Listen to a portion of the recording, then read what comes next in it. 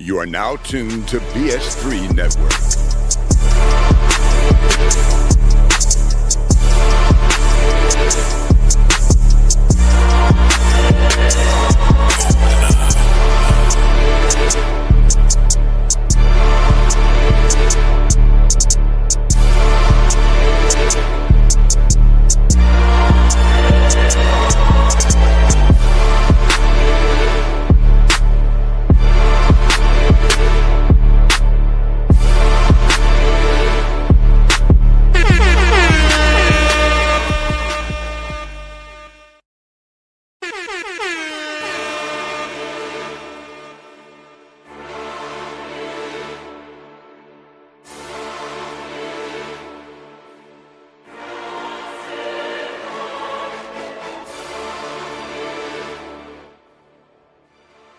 All right. Welcome back to another episode of the Fourcast.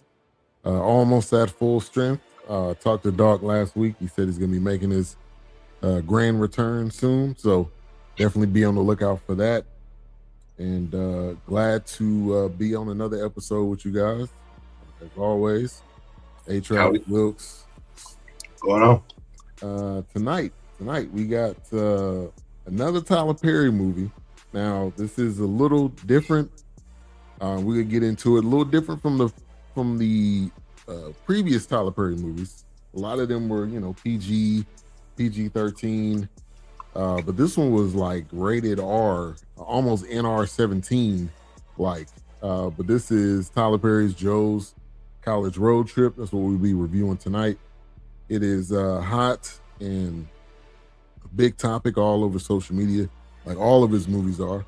So you're tuning in, join in. Give us your thoughts, give us your comments. We're live on Facebook, YouTube, Twitter, Twitch, and BS3 TV on Roku. So let's get right into it and put that graphic down.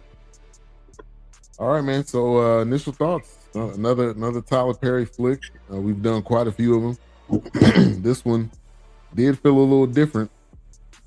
Hey Trevor, I'm coming to you first. You know what? I enjoyed it. This is I'm just getting into over the last few years. I'm just getting into Tyler Perry. I always thought it was not for me, but yeah, true. I enjoyed this, man. And to be honest with you, I don't even understand why people are so upset because the few instances where I've seen clips or past the TV and seeing Tyler Perry, I've seen that character Joe. And all he did was holler, scream, and cuss. So people up in arm about him, Joe cussing, want to start getting upset about A-Trap talking too. I mean, and really, like the character Joe, which is obviously played by Tyler Perry, never really had a whole film. We just seen him sitting down, on the couch and just shooting the shit with the people, but he never really had like a full movie or a full scene to say everything you wanted to say. So I mean, I felt like it was. I enjoyed it. I'll go ahead and say that. But Wilkes. Oh yeah, no, I didn't have any issue with it. I mean, it reminded me of people in my family, neighbors, people down at the church. Y'all got an uncle like that. Yeah, I mean, family reunions. The language you didn't care about. Just hey, man, it didn't bother me at all. I mean, I saw what he was trying to do and what he did do and what he was doing. So I didn't have any issues with it. I mean, we'll watch a Happy Gilmore or we'll watch some Rodney Dangerfield or something like that, or some John Candy movie or something like that. We'll watch National Lampoon's Christmas. Chevy Chase is telling everybody shut the hell up and sit the fuck down. We good. I mean, whatever, man. Yeah. So, but no issues.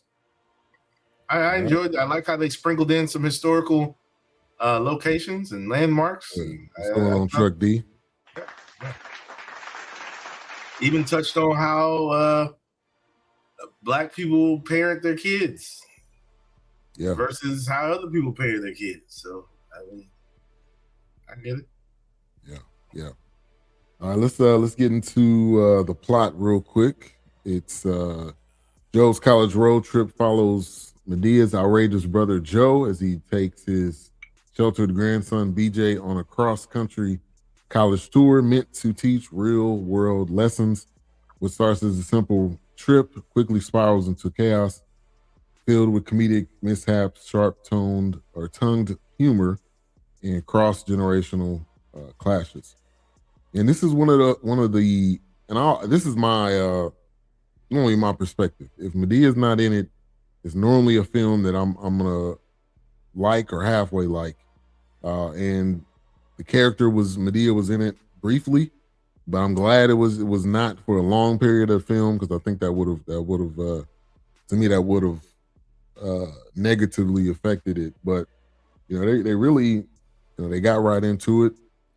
Before we go any further, this kid that played BJ is the biggest Tim Meadows lookalike I think I have ever seen.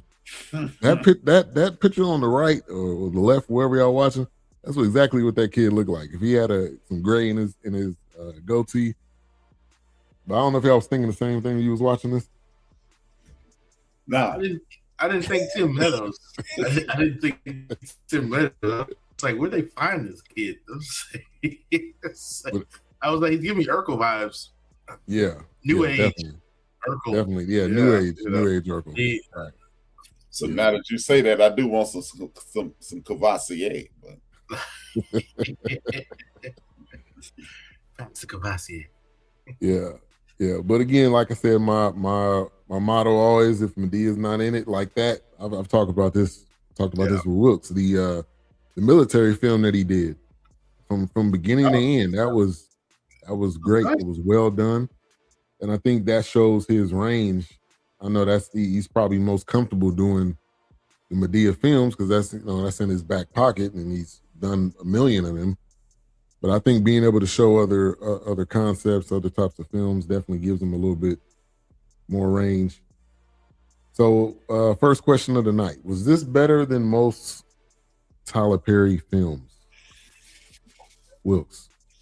Ooh, I don't watch a lot of Tyler Perry films. I'm the wrong person to ask. I mean, I guess the ones that you've seen. Let me put it like that. I haven't really seen any of them.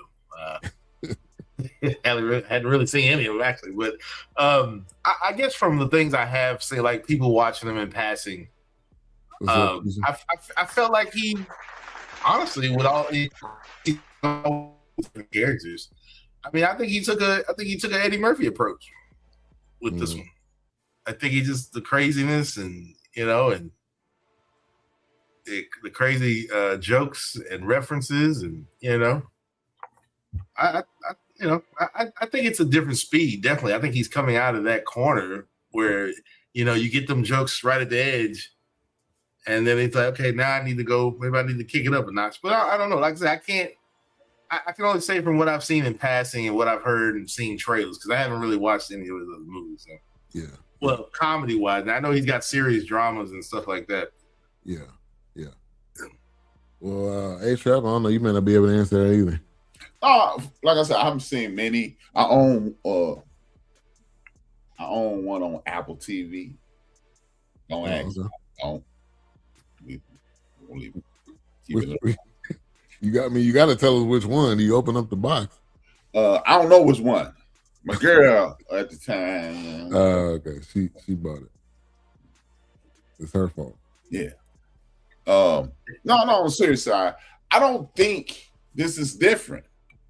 Tyler Perry movies, like, it's always, "Mama, why you shoot that boy?" Or, it's always a thought process. And this one was, like you said, it was a message. He, like remember Ken Nyman Wayans used to show up and go, "Message." Yeah, I think that's it right here. Hold on.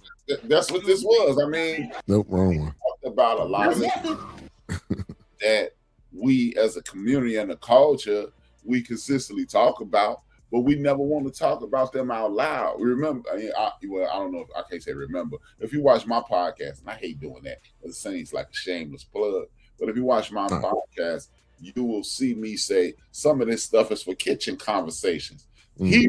he put the kitchen conversation in the movie. Yeah, true. No, I don't think this is different. I mean, we do need to talk about the fact that we haven't, while we are sheltering our children from the dangers of the world, we are also stymieing their development, growth and development, and we will leave the door open for the lack of identity while attempting to shelter them from the ugliness of the world.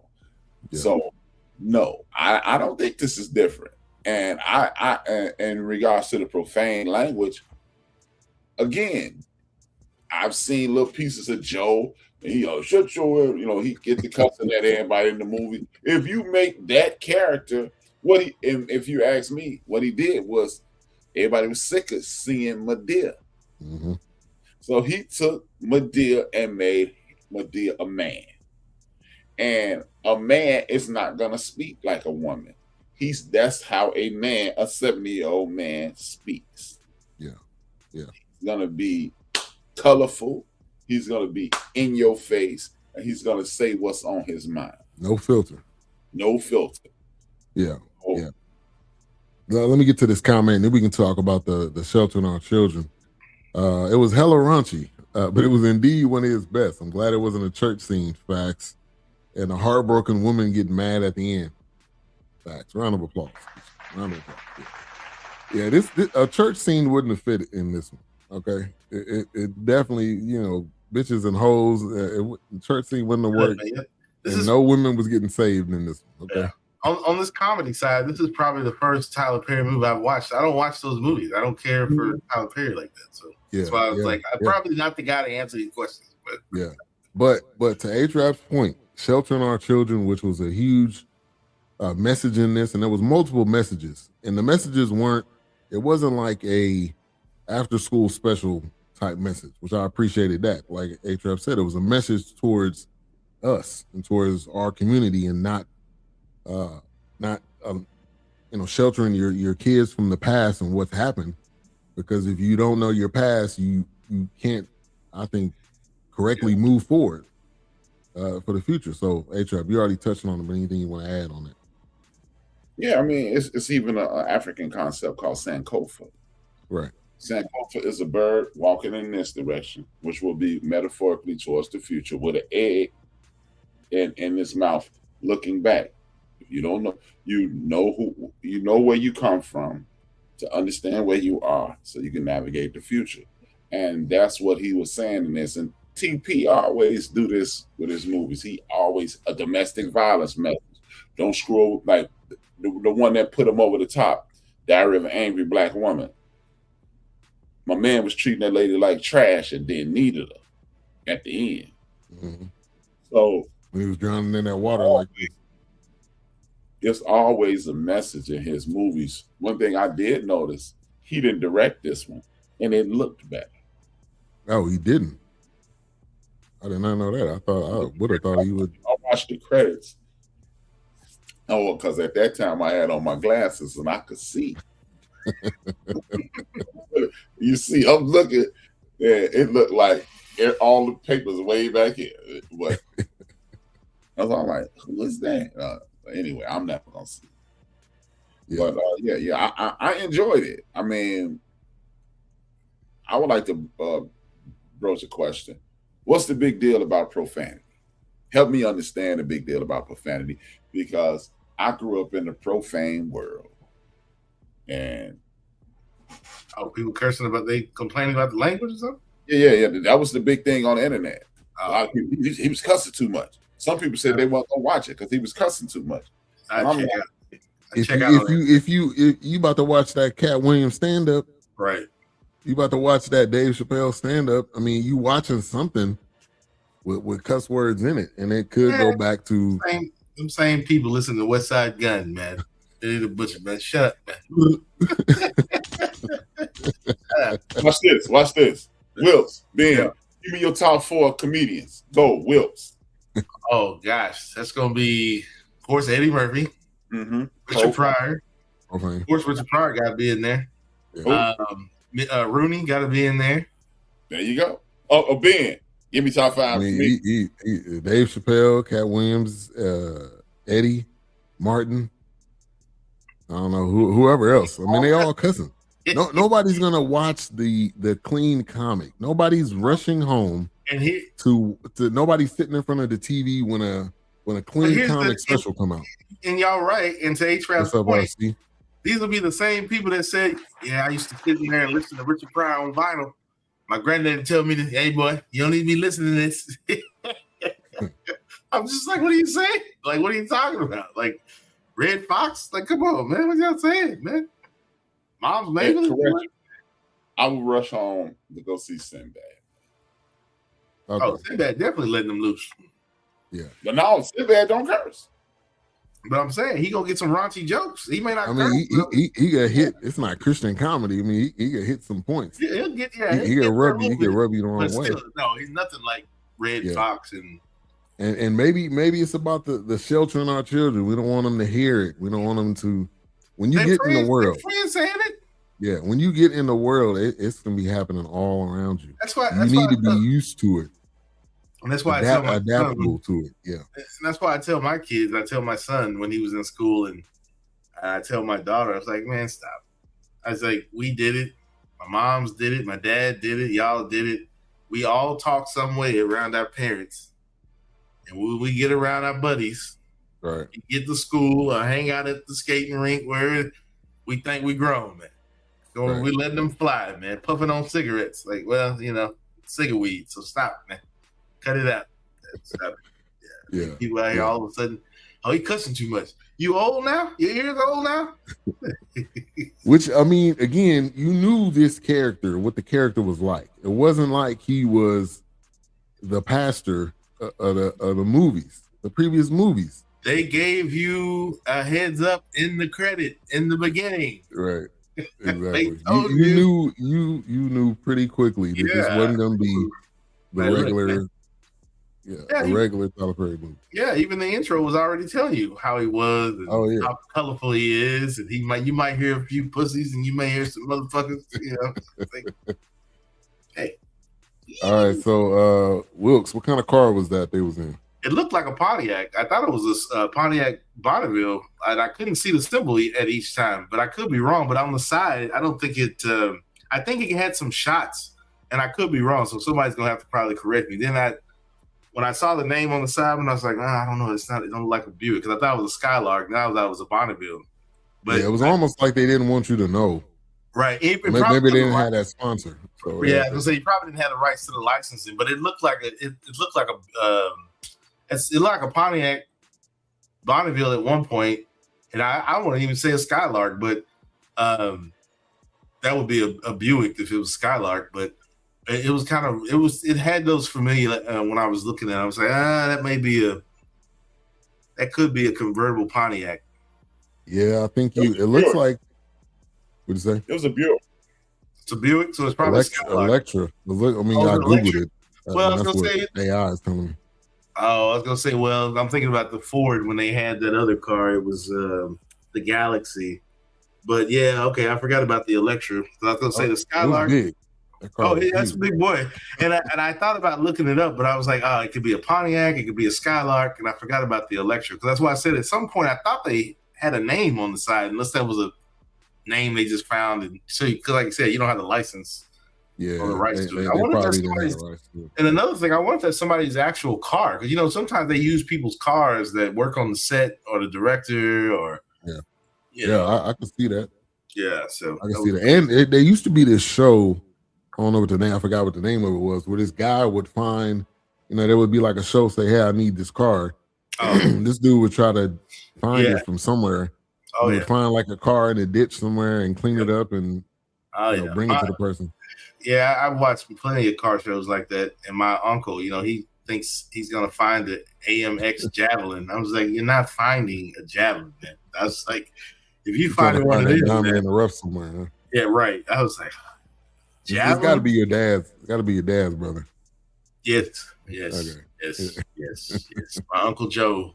My Uncle Joe. My Uncle Joe. Anybody that's Uncle Joe, right? You one of them that let it loose. All right. I ain't never met no Uncle Joe that was nice. Right. Right. It wasn't like Ric Flair slapping you in the chest. It wasn't Right. no Exactly. underjokes. It was nice.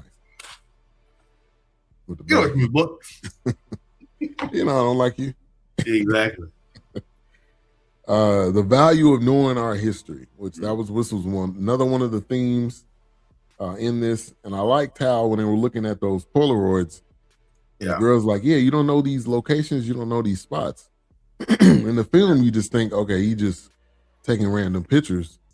But just like in our culture, you may not get the I love you and the hugs and everything, but they're trying to teach you a lesson. They're trying to teach you something. Oh yeah. Well, because like I said, you grew up in that period where it's like I'm not the one that's gonna baby you, boy, because the world ain't gonna baby you. You know, you need to get these tough lessons. And I know some people think that's not the way to do it, but hell, you ain't gonna ever forget them. I mean, you know, you ain't gonna ever forget that approach. Because that's one thing. If you look back when that person passed, well, he used to know how to talk to you, didn't he? You know, he not gonna ever forget that. I mean, that was just who they were. That was their character. And like I said, their parents. If he growing up talking about, I was picking cotton, and my parents was. I mean, he from a different language. He from a different conversation. Right. In those different generations, like A-Trap always says, you got to be able to tell the story, to be able to pass it down. Yeah. And I did like the subtle, you know, I think the first one I caught was the Lorraine Motel, but of course, when I saw Money, Mississippi, and I was like, oh, I already know I already knew where you're going right there. And when he looked in that creek, he looked down, I was like, I already know what's happening right there. So right. But I've been a lot of historical shots in places that mean a lot. And he didn't know, obviously, he didn't know any of it. But you know that my daughter and Wilkes' daughter and son, I mean, like those are really the kids that we need to relate a message to, because they don't have any clue. Right. So we got to do our job. You better damn know well they barely tapping into it in school these days. Yeah, nah. They'll brush right over anywhere near it. Yeah. I mean, unless you got some really good teachers, right? That really care about it. They'll break it down. But A-Trap. Yeah. Knowing your history is paramount, man. I mean, but because you will reduce it to once you get over it. And I listen to a lot of Joyce DeGruy and Dr. Joyce DeGruy, excuse me. And she even mentions, how can you go through 400 years of 337 years of tyranny, never get any therapy, and then it actually, people don't realize life for Black people got worse after the emancipation, because there was no such thing as the Ku Klux Klan. For 52 years after the emancipation, every 3 days somebody was lynched. A man, woman, or child was lynched. Yeah. Every 2 days for 52 years. So it got worse. You know. Yeah. You got people who were worked to the point where their muscle was torn from the bone. Yeah. You got people who were malnourished as they grew the food for somebody else to eat. Think about that, man. You growing food. Right. And you can't eat. Yeah. Right. So, you know, it's just it's important, and people, and it's just, I mean, I saw it years ago when it comes to something as simple as sports, right? The sports world act like basketball didn't exist until Michael Jordan got there. Right. Shooters didn't exist until Steph Curry got here. Right, exactly. Yeah. Right. Oh, nobody shot like that. I've seen Dale Ellis and Glenn Rice, and I've seen people shoot like that, man. I mean, you don't get a man like downtown because you're hitting a lot of layups. Right. So, you know, history allows the hunter to tell the story. Right. You know, the lion never gets a chance to tell the story. I mean, lack of history. So, if you don't know your history, you're cooked. Right. Pretty much. Right. And so the character BJ sitting on the left, they're really, he needed this trip. And his dad obviously was the one that encouraged him to go on the trip by telling him that his grandfather had cancer. So that made him want to go. But just like anything we've done with our grandparents or things we didn't want to do with our uncles or whatever, at the end of it, we got something out of it. It was better for us to actually go through it than to avoid it. And even though our parents made us go, there was plenty of times I was on trips or helping them do stuff, and I didn't want to do it. But same stories. Definitely. I agree with you. It's the same stories when I listen to my mom and talk about how, man, I didn't want to. Mom sent me down there with Aunt P. And she got us out there working. I was like, yeah. I've heard all kinds of stories. So yes, I get it. I mean, I didn't really have any experiences like that. The only ones I really had were if I did go somewhere, it was with my grandmother. We'd go down to Terrell and we'd probably clean the pasture and, get it ready for the family reunion. That's how I got my stories. But I actually enjoyed those things because, I got to listen to those stories of yesterday and listen to them cut up and laugh and talk about when they were in school or when the church, who built this church and, whose name's on the plaque of the church. Because, well, that person taught me how to pick cotton, blah, blah, blah, taught me how to cut, the field and stuff like that, or how to pull the harvest. So I didn't mind those things. Now, there were times I did get a chance to spend the night down there with my cousins and stuff like that, but it wasn't really a nightmare side. Of course, as kids, you're gonna be exaggerating because you're like, you don't get out. We ain't having no fun. We down there working. We down. Right. We ain't no TV. We ain't no Nintendo. No Game Boy. No. Yeah. We didn't. But I think at the end of the day, for me, I felt like if I look back on it, it taught me life skills. It taught me how to survive. It taught me how to paint a house. It taught me how to clear a pasture properly. It taught me how to drive a tractor. Pick peas, will they be beans, green beans, So if that's, it was torture because it was just like, it's 7 o'clock in the morning. We out here but at the end of the day, when you look back at that, it's like, hey, it's just, if those things ever came again, it's like, hey, I like to grow stuff.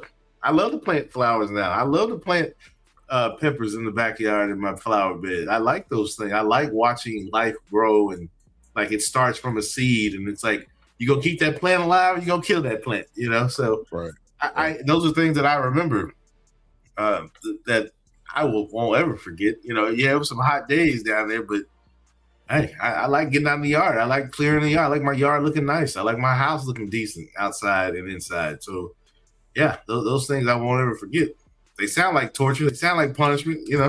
I didn't always want to have to trim the bushes and drag trees around to the front, but hey, it paid off for me. Yeah. I mean, that was just my household. On Saturdays, you didn't eat anything until your chores was done. Yeah. And then once we got a house, and then you learning how to do the outside and that house ain't gonna take care of itself.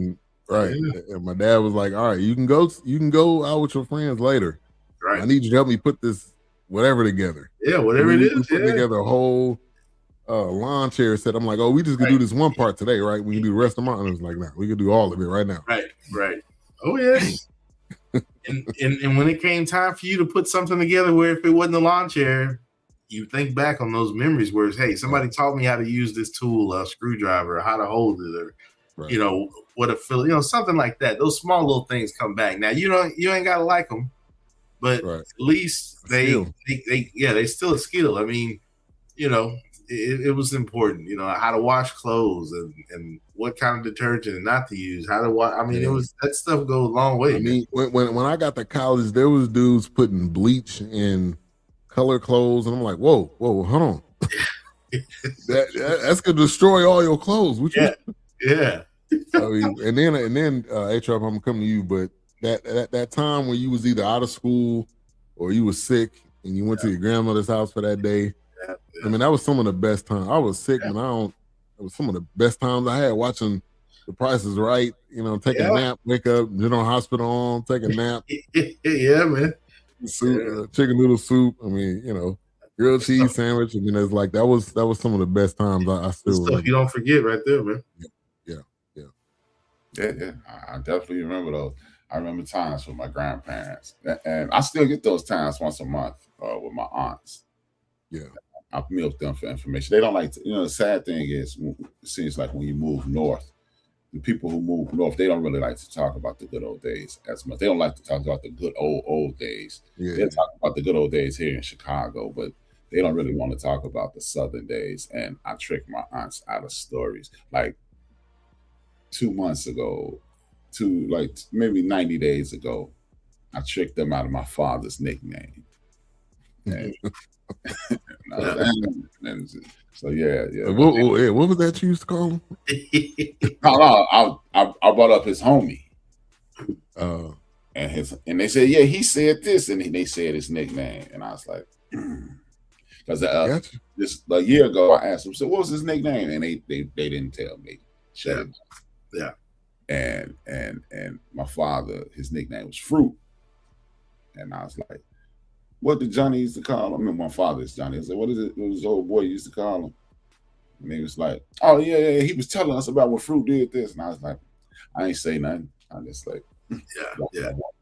Like, my grandmother told me his nickname. It's them. So my grandmother used to give me a lot of information. Like you said, I am addicted to peanut butter to this day due to my great grandmother, because she would be cooking, and of course, children don't know how to just stay in the kitchen and eat. So you got to feed, especially a little boy. So my grandmother got into this habit of a tablespoon. She would just take a tablespoon, dip it in the Jif, hand it to me like it was a popsicle. I did Yeah. So anytime I eat peanut butter, I think about my grandmother, Esther. Yeah, man.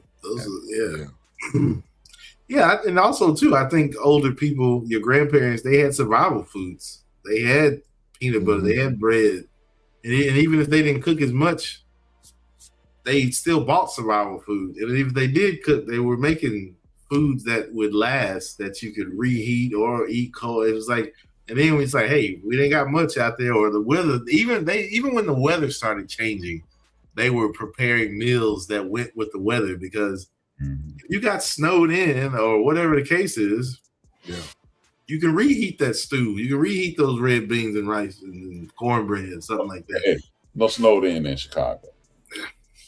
No, we know. We know. My point is, you're gonna be cold and carry this soup. You're gonna be cold and eat. You're gonna be cold and eat, man. Hey, is this Pastor Dodd right here? James Dodd. Yeah. What's going on, Pastor Dodd? He said, "What, boy?" Sound like you're talking. That's RC too. Yeah. Appreciate y'all.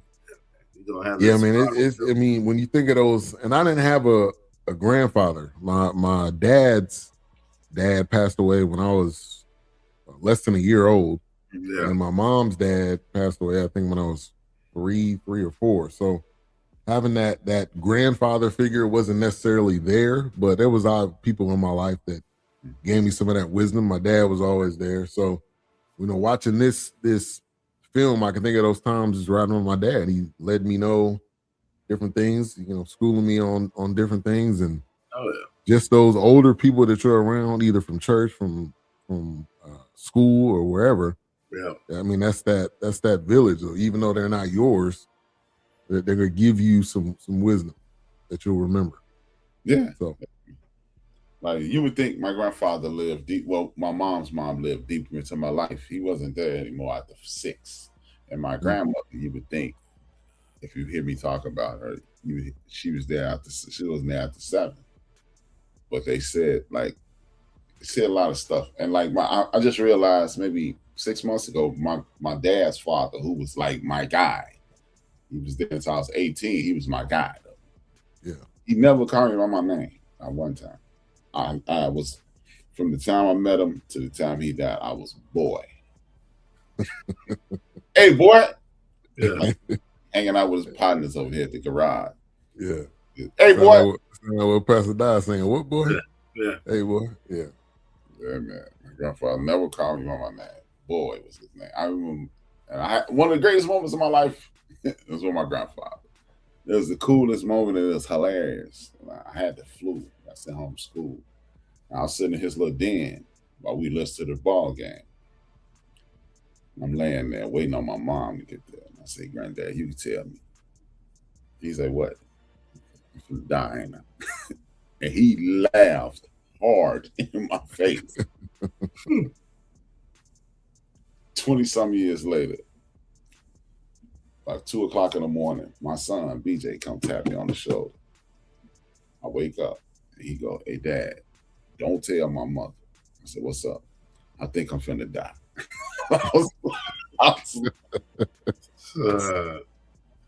Like, okay. Yeah, good, son. Yeah. You're not going. You're good, son. I scoot over in the bed. And I just scoot over in the bed and I say, look, I'll stay home with you tomorrow. I woke up the next day. She's like, what be a nightmare? I was like, nah. So I'll tell you later. If you die, I'm gonna kill you. And I'm gonna bring you back. Boy said, hey, don't tell my mom, but I'm about to die. I will always forever go, what about me, BJ? You're right, exactly. What if you die? What about your dad? All right, yeah, you good. Yeah, nah, you be all right. You good. Walk it off. Walk it off. Yeah, put some rub some dirt on. Put some grass on it. Yeah. You said, man. So let's talk about some of the historical sites. Wilkes, you kind of mentioned it, but they were in Las Cruces, New Mexico, Memphis, Tennessee, Clarksdale, Mississippi. Yeah. And then they were in Jasper. I don't know if they're actually in Jasper. No. It was just but yeah. those are sites and that we were all familiar with. Yeah. But again, like I said, our kids that are teenagers right now, or hell, maybe even their 20s, they don't know. Like we really gotta relay it to them and break it down. Yeah, absolutely. Yeah, what's up, Pastor Dodd? Thank you for tuning in. Good to see you, hear you, read your text again. But those landmarks are very important. Those moments in history are absolutely important, heavily important. That's why when I haven't ran into it. I've seen it and I've heard of it, because even when the Destiny was explaining to him, like, you don't know where these spots are?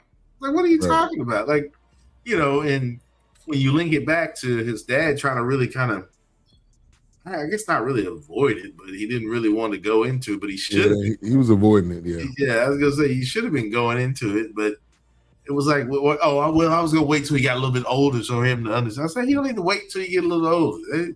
They didn't wait for our kids to get older before they was killing them. So, I mean, what are you talking about? What are you saying? So I got it, but I don't think I've ran into a person that, which I know that, like I said, I know they exist. I haven't really come across somebody. Well, I take that back. Ben knows when I wear Emmett Till's shirt, they don't recognize him unscathed. Yeah. They don't recognize him unbeaten. Right. I'll be at the counter at work, and they'll be like, "Oh, who's that nice young man?" Like, these people, I tell you, these people are older than my mom. Yeah. My mom's just turned 63. These are people in their 70s asking who that is on your shirt. Right. They don't know him regardless. Right. It was the picture of him in the casket even or the if picture. If it was him beaten and bulls. But it's one of those things where it's very important to have those talks. I just have not come across like any child that I know that really, like, he's going off to college and you don't know some of these historical moments. You don't know the motel you're staying in right now. Like, what is happening? Like that image of Martin Luther King standing up on that balcony, right, is forever in my brain, and them pointing, right, like that's forever stamped in my head. Yeah. It's significant. It's a huge moment, an important moment, sad moment, tragic, but unfortunate. Yeah. This was probably towards you, A-Trap. Pastor Dodd said Andy was able to get some kind cat.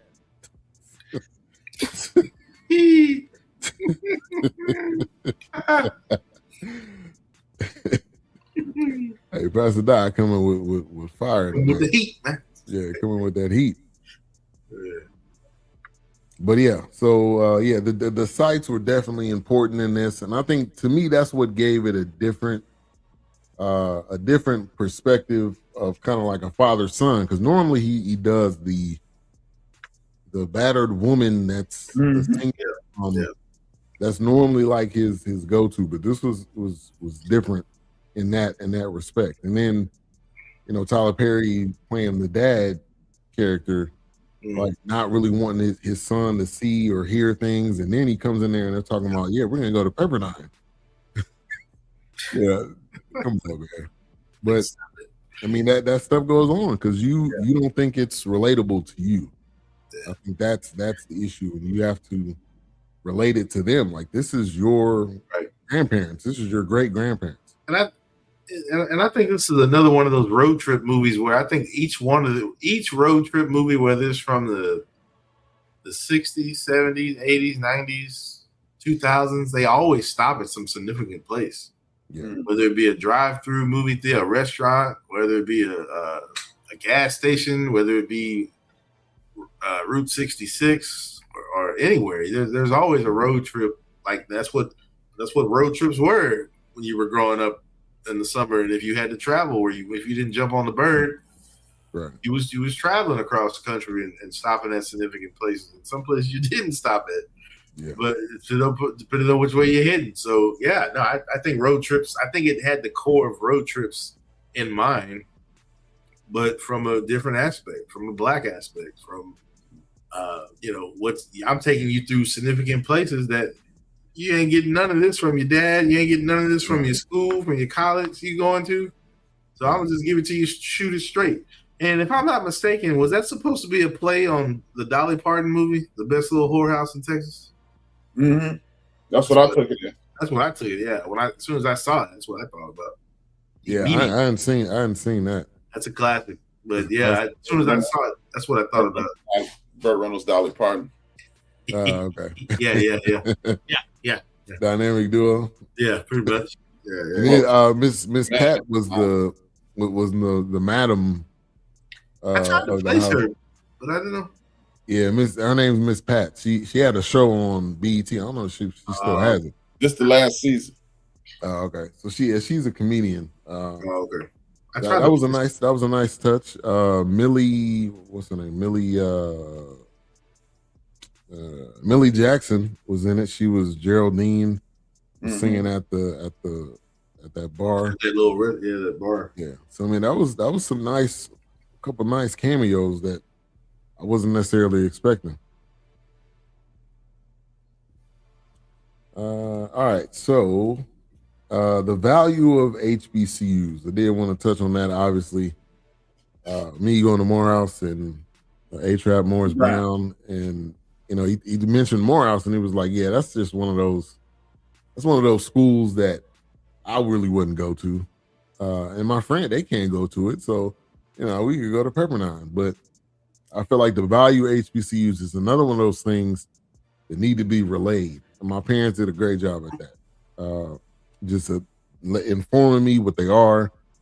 My dad went to Johnson C. Smith, so it was already kind of in my family. But if you don't explain what they are and the value of them, then they'll never know. Hey, Trump. Oh yeah, man. I mean, see, that's but again, it's a trick. Reduce everything that you do to minimize everything that you do, and then elevate everything I do. Mm-hmm. And like you said, and the fact that it is people that just like his two friends, HBCUs. What if it was PWIs? It's like it is. They're all the other ones. All PWIs. You know what I'm saying?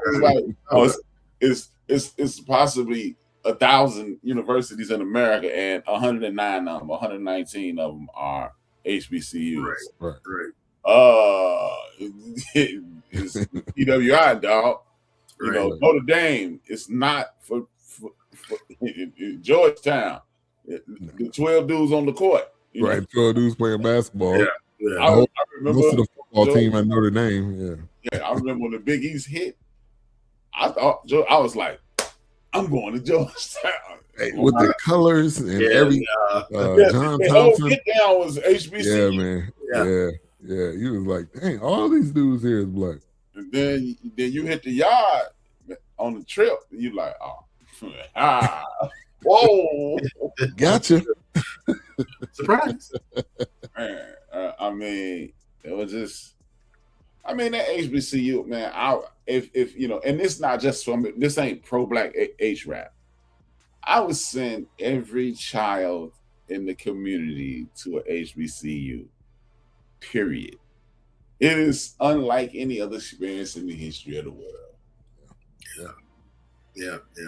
It is. I mean, I ain't knocking nobody yard, but HBCU yard is insane. No, yeah, absolutely. It is. It is and you know the beauty in it. I never been to Texas Prairie View yard. I've never been on their yard. I never been to Houston Tillerson yard. I never been to a lot of these yards, but North Carolina, what is it? What they used to call it the yard?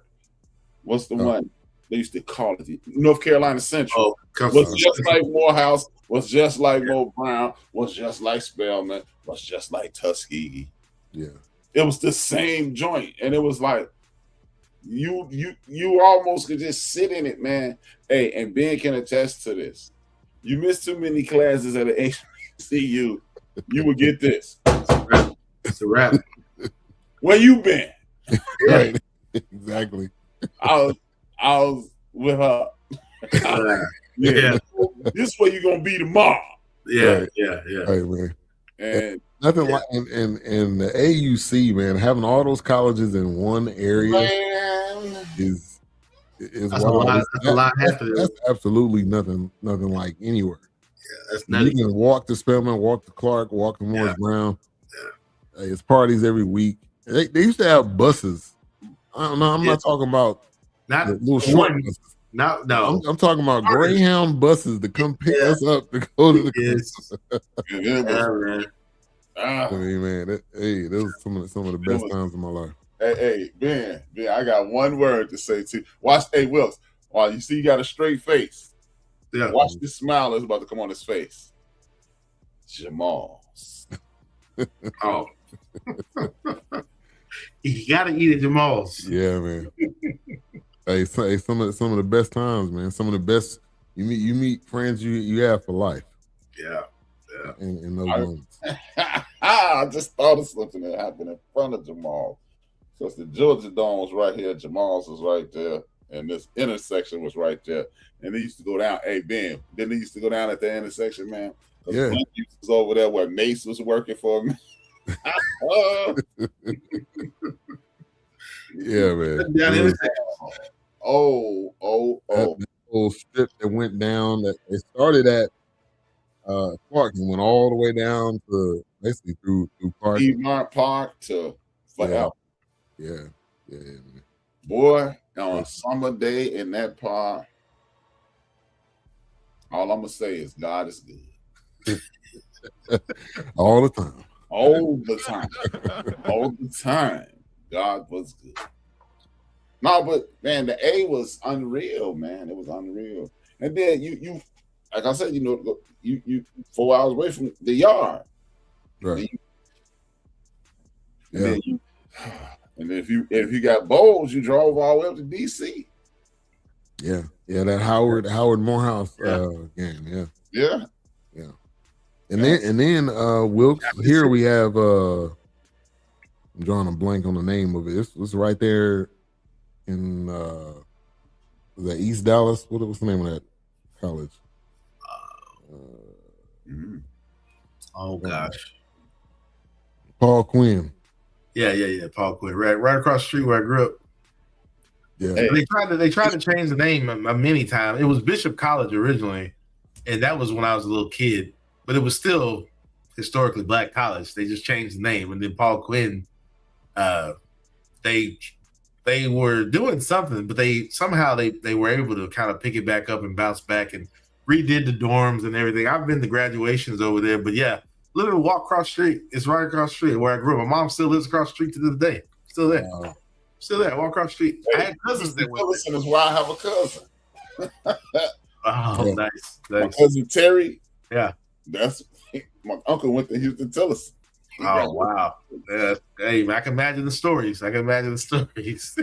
Yeah. I mean, and even if you didn't necessarily go to HBC, you knew somebody. And when they came back for the summer, all the stories they was telling you was just looking like, Inkwell, baby. One day I get to go. Yeah, exactly. One day I get to go to Freaknik, Oh, and then they shut down before I got there. And when Paul Quinn would have their family reunion, I mean their homecoming. Yeah. Woohoo! Yeah, you're not sleeping. Yeah, no, you ain't sleeping. They right across the street. They have really. The concerts that we they had a little parade and everything. The drop top Mustangs would show up. The guys down the way, I told you when I grew up, they up there on the horses, so the girls want a ride on the horses. They out there. I got the black cowboy action going on. Come on, man. It's Paul Quinn, baby. What's he talking? What's he saying? Hey, y'all ever come up here, I'm going to let y'all kick it with some homies, and they'll tell you our Freaknik story. Oh, I can imagine. It ain't got nothing to do with nothing weird. Yeah. But still, the fact that they even were there, it's telling the stories I can imagine. No, there was a guy that went to my church, or his mom went to our church, and he came back. And he was kind of telling me about Morehouse, and he was like, Freaknik, man. I was like, yeah. I mean, I was young. I didn't really get it. But then when I finally looked it up one day, I was like, oh. Yeah, it's on my list. It's on my short list. Yeah. We down there. one of the homies, it was a bunch of beautiful black women, but this one girl, she's a Creole girl. And, we from the North, so we like, all you heard is don't mess with no Creole. My man, and they linked up, and it was all fun and kiki. My man, hey, whatever she did, we went home. My man is quiet all 12 hours on the way home. Got back to the crib, quit his job, and moved. Hey, man. I've heard stories like that before growing up. That's the light part. But she kicked that fool out. Yeah. Hey, man, I've heard stories. Yeah, between Creole women. He didn't even sleep, man. He just packed his bag. Yeah, between Creole women, Jamaican women, and Haitian women, man. Hey, man. Hey, that girl kicked him clean out. So you gotta go, man. You crazy, man. You still on him for it too. Oh my gosh.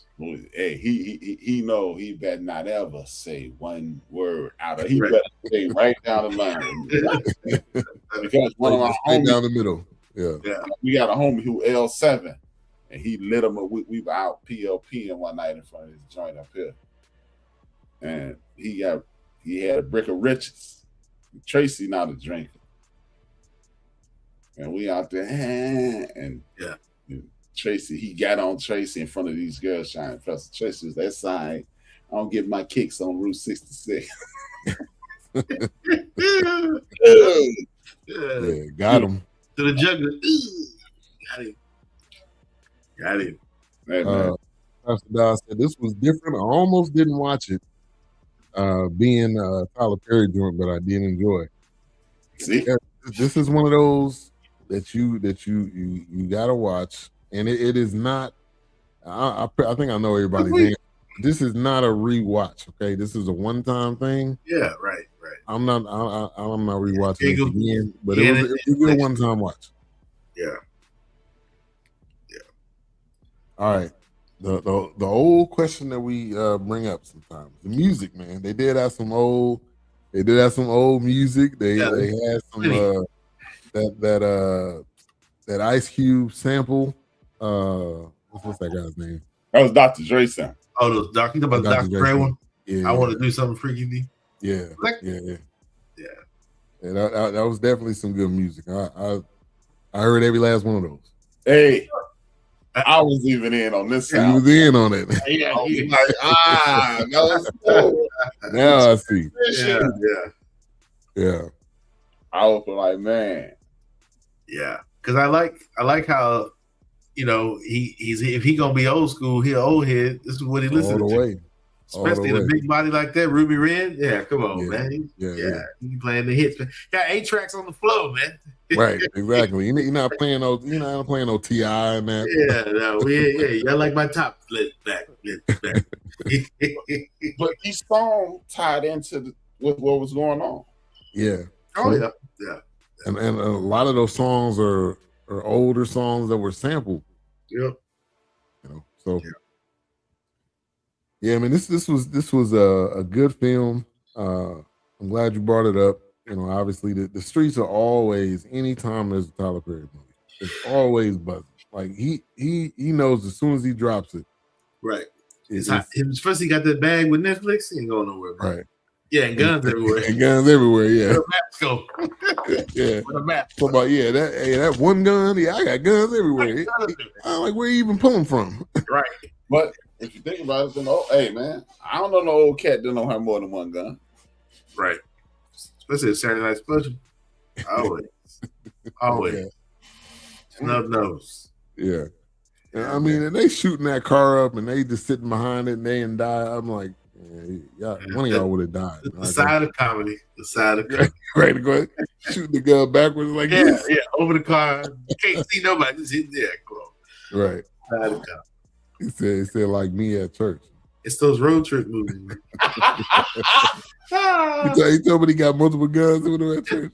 No comment. Hey, just in case. Hey, for real though, people running up in churches acting stupid. So you need a couple of people that randomly sit in the different spots because people are losing their minds. Right. You never know when it's gonna be coming handy. How many churches, how many sad stories we've seen with somebody going in there and shooting everybody up.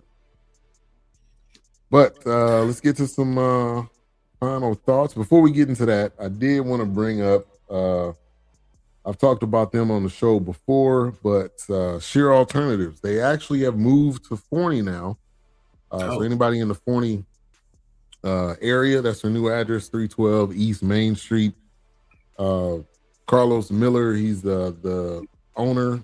He's a veteran. All natural toothpaste, all natural products.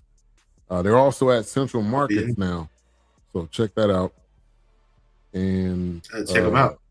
Yeah, also they're having a ribbon cutting. So if you're in Forney, you're in the North Texas area, March 26th from 4 to 5, they'll be having a ribbon cutting ceremony. I mean, Forney shows love. Any business that moves here, they try to push it as much as possible. I know them personally. Use their products, so definitely want to shout them out. Yeah, I gotta get some more of that toothpaste. Yeah, and they're at the farmers market in multiple different cities. So I think Frisco, Dallas, obviously is their main one, but they got the physical location here in Forney now. Just moved, so definitely check them out. Final thoughts and Mike rating will come to A-Trap first. I enjoyed it. I think people overreacting. Now all of a sudden we so averse to profanity, so I don't understand it. But whatever. I enjoyed every minute of it. I'm gonna give it a 4 Mike. Okay.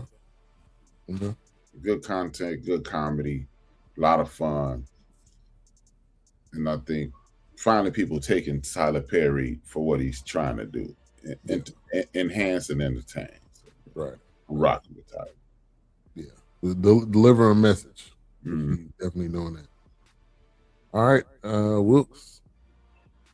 I was gonna say a 3.5, but I kept thinking about the historical things and the life lessons that were in there. So 4 Mike, because I was kind of back and forth. I was like, that's a 3.5, that's a 4, but yeah, 4 Mike's definitely for me. I thought it was, like you said, it's not a rewatch for me, but I like what he was doing in here, and it's, to me, I guess the stuff that I have seen from Tyler Perry, he's definitely going to reach back and always a reminder of this is where we come from, this is our heritage, this is who we are, and I enjoyed it for what it was. I mean, like I said, we look at Fear and Loathing like this, we look at other road trip movies like this, we look at Thelma and Louise, we look at a John Candy movie. We look at anything like this going across country that's going to be goofy and silly.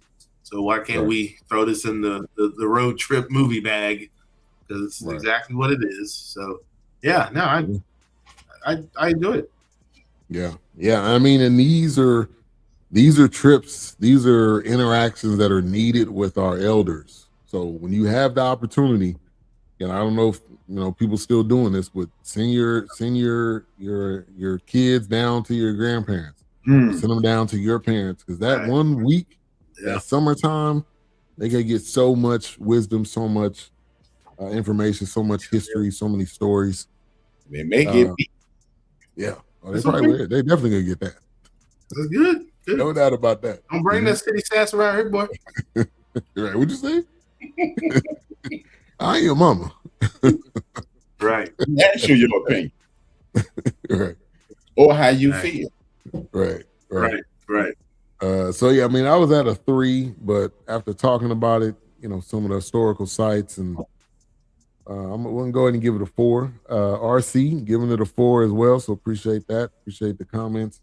It did have some good laughs, and it wasn't a ton of corny moments where you're like, yeah, that was a waste.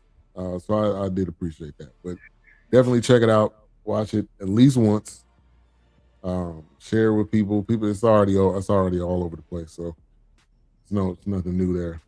Right. All right. So next week, we'll decide what we'll do. I did post. There's a soul. I think it's called Soul Basketball or something like that. Or we could do the Oscars are actually coming up, so maybe we do that. If I had legs, if I didn't have legs, I'd kick you. It's kind of like straw. Yeah. Right. Whoops. Yeah. It's as soon as I started watching it, I'm like, it's already she's about to jump off the deep end. I mean, as soon as it gets started, I'm like, it's already going right into it. I say, okay, cool. I'm going with A24 once again. Yeah, another A24. You know it's gonna push all the limits. Yeah. All the limits. So that's what I was saying about the Tyler Perry movie. It's like as I'm literally sitting here watching, and I started. If I had legs, I would kick you. I'm like, why did we give Straw a pass? I'm just saying, like, as a people, maybe a community, some whatever society. Yeah, we would all over Straw. Like, oh man, it's garbage trash. But yet, we got. If I had legs, I could kick you. Getting nominated out here. Right. It's getting nominated. Same concept, just different. Yeah, the same concept. I mean, it's getting nominated out here. So I get it. Whatever. Yeah. All right, A-Trap. What you got coming up this week? I have a controversial title coming up within the next few days. It is called "The Hood." Is it really dangerous as you think it is? I'm gonna explore the construct of the protection the hood provides. Like a lot of people, I know already. I can foresee women saying, "Hey, well, women get abducted all the time." But according to Dr. Joy DeCruz, in 1980, they did a study, and it said ask white men if you could sexually assault a black woman and get away with it, would you? 70% of them said yes. Oh yeah, I can see so that. This, the abduction and bringing harm to black women is nothing new. But the question I have is the hood as dangerous as you say it is? Does the hood offer a monicum of protection that we don't even acknowledge? For example, I'm not talking like you have gang violence, right? Right. But that's nothing. But you're talking about like the neighbor, the guy down the street, your next door, somebody that owns gang violence. People enacting violent things against each other. Right. How many people know people who are falling victim to random murders? How many? Look! Like you got to lock your doors now. But how many people in I'm the oldest person on the panel. I don't know anybody who ever got their house broken into. I don't even know anybody got their car stolen. Well, my car got stolen. Yeah. Once. Wink. You're in good hands. My car got stolen once, but I don't know a bunch of people got their car stolen.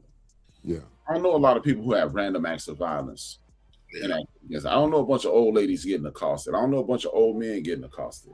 Right. So is the hood as dangerous as they say it is, or is it just something that we go along with? Oh, the hood is dangerous. Then you see 3 stories about the hood and how dangerous it is. But for what about the other 18,000 people that live there? Right. True. I'm gonna cover those things. I haven't had any issues. Yeah. Right. I've been around in or around the hood, and I have lived near 2 of the most dangerous neighborhoods, in and near 2 of the most dangerous neighborhoods in the United States of America. And I don't know, whereas a bunch of people who were not engaged in that lifestyle fell victim to that lifestyle. If you were part of the drug trade, then yeah. If you were part of gang culture, then yeah. But we'll literally put like this. And this is one of the points I'm gonna make. Chicago has 4 million people. 60% of them black, which means about 2.5 million people are black, right? Yeah. Everybody was up in arms a few years ago, and don't get me wrong, I'm not minimalizing anyone's life. 2.6 million people. Let's just do a fancy number. 2.6 million people. Let's just say all 530 of those people who were murdered were black. 2.5 million versus 500. Let's just say 10,000 people got shot, which it didn't. All 10,000 of them black. 2.5 million people. We talking about, due to abject violence, 2,500 of them black. Or 10,500 of them are black. Is it really as dangerous as you perceive? Or because the last time I checked, you can get a random act of violence in a Walmart, in an elementary school, in a daycare, in a movie. Anywhere. And none of those places were in the hood. Right. Are we just believing the hype? Or it's definitely the narrative. Yeah, absolutely. That's always pushed. I'm gonna look into some more numbers so they'll be on the screen. But we'll get a lot of pushback on this one, but I'm just asking a question. It's just what we said. Yeah, we need those type of topics to discuss and talk about. So definitely. All right. Well, we will see you guys next week. Make sure to like, subscribe, click that notification bell, all those YouTube channels scrolling across the bottom. And see you when we see you. I can't read it. Y'all can't. Yeah, put your glasses on. I was laying down. And I just went, I got to get used to it. Yeah, you got to use putting them on. Yeah. But all right, y'all. Take care. All right. Peace.